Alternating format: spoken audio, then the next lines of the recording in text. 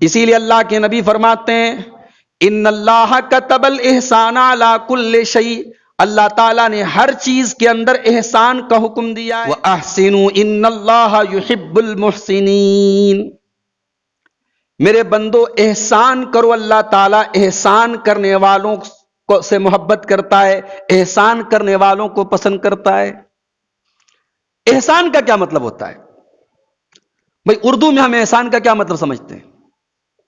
یہی کہ ہمارے ساتھ کوئی بھلائی کرے، کوئی ہمارے ساتھ کوئی اچھا سلوک کرے، ہم کہتے ہیں اس کا ہمارے اوپر احسان ہے۔ لیکن شریعت میں احسان بڑا وسیع لفظ ہے۔ احسان کے بیسیکلی تین اہم جو معنی ہیں، تین معنی کے لیے احسان آتا ہے، اس کو نوٹ کر لیجیے آپ۔ احسان کا پہلا معنی کسی کو اس کے حق سے زیادہ دینا، جس کا جو حق ہے اگر اتنا دے رہے ہیں تو عدل ہے، اور عدل سے ایک اسٹیپ اوپر کی چیز ہے احسان۔ بھائی کوئی مزدور ہے، اس نے آپ کا کام کیا، اچھا کام کیا، آپ کی مرضی کا کام کیا، آپ کے من مطابق کام کیا، اب آپ کیا کرتے ہیں؟ 100 روپیہ مزدوری طے ہو گئی، اب آپ سوچتے ہیں یار اس کو 90 پر کسی طریقے سے ہم دبا لیں، یہ تو کنجوسی ہو گئی۔ احسان یہ ہے کہ 100 کا اس نے کام کیا، آپ 110 دے دیں خوش ہو کے، یہ احسان ہے، یہ ہمارے نبی کا طریقہ ہے۔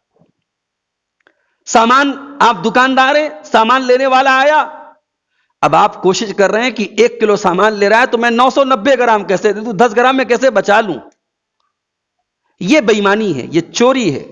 سامان وہ 1 کلو لینے آیا، آپ نے 10-20 گرام ایکسٹرا دے دیا، یہ احسان ہے۔ ہمارے نبی نے احسان سکھایا ہے، ہمارے نبی نے کنجوسی نہیں سکھائی، بے ایمانی نہیں سکھائی۔ ہمارے نبی کیسے لوگوں کی مدد کرتے تھے؟ حضرت جابر رضی اللہ تعالیٰ عنہ، یہ بیچارے جنگ احد میں ان کے والد کا انتقال ہو گیا۔ 9 بہنیں تھیں، والد دنیا سے چلے گئے، 9 بہنوں کی ذمہ داری ان کے اوپر آ گئی، اور باپ نے بہت سارا قرضہ بھی لے رکھا تھا، قرضہ بھی باپ کا ان کے ذمہ آیا۔ بیچارے جوان ہیں، ذمہ داریوں کے بوجھ کے نیچے دبے ہوئے ہیں۔ ایک غزوے میں اللہ کے نبی کے ساتھ جا رہے ہیں، حضرت جابر کا جو اونٹ ہے وہ ایک دم مریل ہے، دھیرے دھیرے چل رہا ہے، قافلے میں سب سے پیچھے پیچھے چل رہا ہے۔ اللہ کے نبی نے پوچھا جابر کیا بات ہے؟ کہا یا رسول اللہ اعیا بعیری، میرا اونٹ تھک گیا ہے، چل نہیں رہا ہے، میں عاجز آ گیا ہوں۔ اللہ کے نبی نے اپنی چھڑی سے اس اونٹ کو ہلکا سا دھکا دیا، اونٹ اتنا تیز بھاگنے لگا کہ حضرت جابر کہتے ہیں میں اونٹ کو روک رہا ہوں کہ نبی سے آگے نہ نکلے، وہ آگے بڑھا جا رہا ہے۔ پھر اللہ کے نبی میرے قریب آئے، کہا جابر یہ بتاؤ شادی کر لی تم نے؟ اللہ کے نبی کو سب پتا ہے، ایک ایک صحابی کی خبر رکھتے ہیں۔ کہاں یا رسول اللہ شادی کر لی۔ پوچھا بکرن ام سیبن، کنواری سے کی یا سیبہ سے کی؟ سیبہ کہتے ہیں ایسی عورت کو جو طلاق شدہ ہو، بیوہ ہو، آلریڈی جس کی شادی کہیں ہو چکی ہو۔ تو پوچھا کہ کنواری سے کی کہ سیبہ سے کی؟ کہا کہ یا رسول اللہ سیبہ سے کی، یعنی بیوہ سے کی یا مطلقہ سے کی۔ تو اللہ کے نبی نے کہا جابر تم نوجوان آدمی ہو، تم نے کنواری سے کیوں نہیں کی؟ فَهَلَّا بِكْرًا تُلَائِبُكَ وَتُلَائِبُهَا، کنواری سے کرتے، اس کے ساتھ تمہارا مزاج زیادہ میچ کرتا، تم اس کے ساتھ کھیلتے، وہ تمہارے ساتھ کھیلتی، ایک دوسرے کو انجوائے کرتے، ایک دوسرے سے مزاج میچ کرتا، تم نے سیبہ سے کیوں شادی کی، تم نے بیوہ سے کیوں کی؟ کہا یا رسول اللہ ان لی اخوات، میری 9 بہنیں ہیں، میں نے یہ سوچا کہ میں ایسی عورت کو لے کے آؤں گھر میں نکاح کر کے جو میری 9 بہنوں کی ماں کی طرح ان کی دیکھ بھال کرے، ان کے بالوں میں کنگھی کرے، ان کی دیکھ بھال کرے، ان کو سمیٹ کے رکھے۔ میں کسی کنواری لڑکی سے اگر شادی کرتا تو یہ مقصد حل نہیں ہو سکتا تھا۔ اس سے ایک سبق ملا کہ اگر ماں باپ نہیں ہیں تو بہنوں کی ذمہ داری بھائی کے اوپر ہے، اور ایک مسلمان بھائی کی یہ ذمہ داری کو اپنی بہنوں کی دیکھ بھال کرے، ان کے حقوق کا خیال رکھے۔ بھائی اپنی بہن کی خوشی کے لیے کنواری لڑکی سے شادی نہیں کر رہا، یہ دیکھیں آپ، اس کو کہتے ہیں ایثار، اس کو کہتے ہیں قربانی۔ کہا یا رسول اللہ بہنوں کا خیال رکھنا تھا، اس لیے میں نے سیبہ سے شادی کی۔ آپ نے کہا اچھی بات ہے، جابر ایک کام کرو، جب تم مدینہ پہنچو تو جا کر کے اپنی بیوی کے ساتھ تم وقت خوب دینا، اس کو خوب اپنی بیوی کو خوش رکھنا. غزوے سے جا رہے ہو، ایک لمبی گیپنگ کے بعد جا رہے ہو، اب گھر جا رہے ہو تو بیوی کو وقت دینا، بیوی کے ساتھ ٹائم اسپینڈ کرنا، بیوی کے ساتھ وقت گزارنا. اس کے بعد اللہ کے نبی نے کہا جابر ایک کام کرو، اپنا اونٹ مجھے بیچو گے؟ کہا یا رسول اللہ بالکل، اگر آپ لینا چاہیں میں بیچ دوں گا. کہا کتنے کا بیچو گے؟ جابر رضی اللہ تعالیٰ نے کہا جو قیمت آپ طے کر دیں. کہا چلو میں 1 اوقیہ چاندی میں تمہارا اونٹ میں سودا کرتا ہوں. 1 اوقیہ چاندی 119 گرام چاندی ہوتی ہے، 119 گرام چاندی میں سودا کیا اللہ کے رسول نے ان کے اونٹ کا. حضرت جابر کہتے ہیں جب میں مدینہ پہنچا تو اللہ کے رسول مجھ سے پہلے مدینہ پہنچے ہوئے تھے، اور اللہ کے رسول کی ایک سنت بھی ہے کہ آدمی جب سفر سے آئے تو ڈائریکٹ گھر نہ جائے، پہلے مسجد میں آئے. بھائی اس زمانے میں مائک وائک چوری نہیں ہوتے تھے، مسجدیں کھلی رہتی تھی. اب تو ماشاءاللہ مسجدیں بند رہتی ہیں 24 گھنٹے نماز کے ٹائم کے علاوہ، مسجدیں کھلی رہتی تھی. تو سفر سے لوگ آتے تھے تو ڈائریکٹ مسجد میں آتے تھے اور 2 رکعت نماز پڑھتے تھے، تب گھر جاتے تھے. تو حضرت جابر وہ نماز پڑھنے کے لیے مسجد میں آئے تو دیکھا کہ دروازے پر اللہ کے رسول کھڑے ہیں.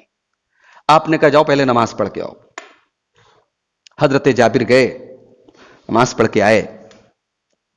اللہ کے نبی نے کہا جابر اونٹ کہاں ہے؟ کہا یا رسول اللہ یہ اونٹ ہے، حاضر ہے. آپ نے کہا بلال ان کو چاندی تول کے دے دو. اب حضرت بلال نے چاندی کو تولا. اب چاندی تول رہے ہیں، 119 گرام چاندی دینا ہے، تو ہم اور آپ ہوتے تو 119 گرام ہی دیتے. ہمارا طریقہ تو یہی ہے کہ بالکل کانٹا ایک دم برابر ہو جائے، 000 ہو جائے تب ہم دے دیں. حضرت جابر نے تول کے دیا. فَأَرْجَحَ فِي الْمِيزَانِ، بخاری کے الفاظ ہیں انہوں نے زیادہ دیا، رسول کا طریقہ اپنایا.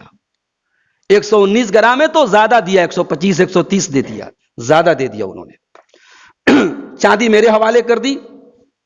میں پلٹ کے جانے لگا. نبی نے کہا جابر سنو، ادھر تو سنو. اب حضرت جابر کہتے ہیں میں ڈر گیا کہ کہیں ایسا تو نہیں کہ اللہ کے رسول کا ارادہ تبدیل ہو گیا، کہیں سودا کینسل تو نہیں کرنے جا رہے، کہیں اونٹ واپس تو لینے نہیں جا رہے. میں ضرورت مند تھا، باپ ابھی انتقال کیے ہیں، میں قرض دار تھا، مجھے کچھ آسانی ہونے والی تھی. میں ڈر گیا کہیں سودا کینسل تو ہونے نہیں جا رہا ہے. نبی نے فرمایا جابر جاؤ اپنا اونٹ بھی لے کے چلے جاؤ. لکل بعیر ولک ثمنہ، اونٹ بھی لے جاؤ، اونٹ کی قیمت بھی لے جاؤ. صلی اللہ علیہ وسلم. یہ طریقہ تھا ہمارے نبی کا مدد کرنے کا طریقہ. اس کو کہتے ہیں احسان. تو احسان کا ایک طریقہ یہ ہے میرے بھائیوں کہ کسی کے ساتھ آپ بھلائی کریں، کسی کے حق سے زیادہ اس کو دیں. بعض اوقات ایسا ہوتا ہے ہم لوگ راستے سے جا رہے ہیں، ٹرین پہ جا رہے ہیں، کہیں بھی جا رہے ہیں، کوئی بیچاری بوڑھی عورت ہے، کوئی بوڑھا آدمی ہے، وہ سامان بیچ رہا ہے. ظاہر ہے ایک بوڑھا مرد ایک بوڑھی عورت اگر سامان بیچ رہا ہے تو اس کی مجبوری ہے تب وہ بیچ رہا ہے، اس کے گھر کے حالات ہے تب وہ بیچ رہا ہے. تو کہیں میں نے پڑھا ہے کہ کبھی کبھی کچھ سامان بغیر ضرورت کے خرید لینا چاہیے. سامنے والے کے حالات دیکھ کے، اس کی خودداری دیکھو، وہ بھیک نہیں مانگ رہا ہے، وہ سامان بیچ رہا ہے. اس کی خودداری کا لحاظ کرتے ہوئے ضرورت نہیں ہے تو بھی سامان لے لو کہ اس کی کچھ ضرورتیں پوری ہو جائیں. تو میرے بھائیوں یہ احسان ہوتا ہے. اور احسان کا ایک مطلب یہ بھی ہے کہ کوئی بھی کام جب کیا جائے تو پرفیکٹ کیا جائے، صحیح طریقے سے کیا جائے. اسی لیے اللہ کے نبی فرماتے ہیں ان اللہ کتب الاحسان علی کل شیء، اللہ تعالیٰ نے ہر چیز کے اندر احسان کا حکم دیا ہے. فَإِذَا قَتَلْتُمْ فَأَحْسِنُوا الْقِتْلَ، تم جنگ کے میدان میں ہو، دشمن کو تم مار رہے ہو، قتل کر رہے ہو، دشمن کو قتل کرنے میں بھی تم احسان کرو. جانوروں کی طرح نہ مارو، ناک کان نہ کاٹو. جو پراپر طریقہ ہے جنگ کے میدان میں، جو نارمل طریقہ ہے اس طریقے سے تم دشمن کو قتل کرو. وَإِذَا ذَبَحْتُمْ، اور جب تم اپنے جانور کو ذبح کرو، قربانی کے جانوروں کو تم ذبح کرو، فَأَحْسِنُوا الذِّبْحَ، تو اچھے طریقے سے احسان کے ساتھ ذبح کرو، شریعت کے طریقے کے مطابق ذبح کرو. تو ہر کام کو صحیح طریقے سے کرنا احسان کا ایک مطلب یہ بھی ہے. اور احسان کا تیسرا مطلب یہ ہے کہ جو کام کیا جائے اللہ کو راضی کرنے کے لیے کیا جائے. یعنی احسان از اکول ٹو اخلاص. احسان کبھی کبھی اخلاص کے معنی میں بھی آتا ہے، اور اسی معنی میں سورہ توبہ کی آیت نمبر 100 میں آیا ہے. اللہ نے فرمایا والسابقون الاولون من المہاجرین والانصار والذین اتبعوہم باحسان، کہ میرے نبی کے وہ صحابہ جو پہلے ایمان لائے، چاہے وہ مہاجرین میں سے ہوں چاہے وہ انصار میں سے ہوں، والذین اتبعوہم باحسان، اور میرے نبی کے وہ صحابہ جو ان کے پیچھے ایمان لائے، ان کے بعد ایمان لائے احسان کے ساتھ، یعنی اخلاص کے ساتھ. یعنی یہاں اللہ تعالیٰ نے اخلاص کا لفظ استعمال کر کے ایکسپشن کر دیا، کاٹ دیا منافقوں کو. منافق بھی ایمان لائے تھے مگر جھوٹا ایمان لائے تھے، تو نبی نے کہا میرے نبی کے جو سچے صحابہ جو میرے نبی پر ایمان لائے، رضی اللہ عنہم ورضوا عنہ، اللہ ان سے راضی ہو گیا، وہ اللہ سے راضی ہو گیا.